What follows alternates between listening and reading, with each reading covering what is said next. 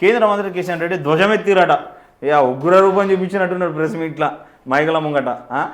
ఈయనకు దండం పెట్టాలి ఆయన. జిహెచ్ఎంసీ పరిధి దాటి పోడు కిషన్ రెడ్డి.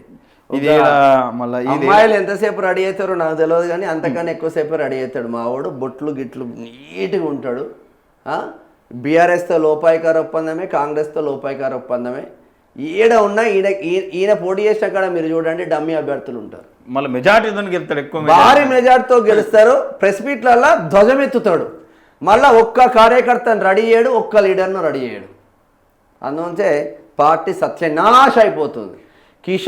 బండి సంజయ్ చేతిలో మంచిగా ఉన్న పార్టీని తీసుకొచ్చి కిషన్ రెడ్డి చేతిలో పెట్టిండ్లు. హీరో ఉన్న పార్టీ జీరో అయిపోయింది.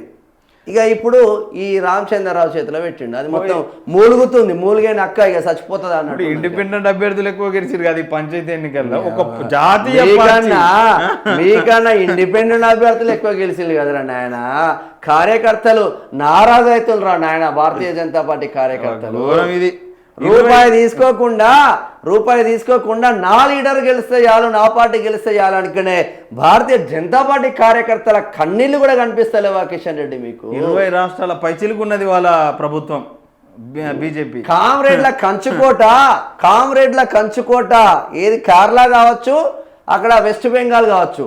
కామ్రేడ్ల కంచుకోట ఉన్న కేరళలో కూడా గెలిచింది కదా. కామ్రేడ్ల కంచుకోట వెస్ట్ బెంగాల్లో సగం భారతీయ జనతా పార్టీ ఎంపీలు గెలిచింది కదా కిషన్ రెడ్డి.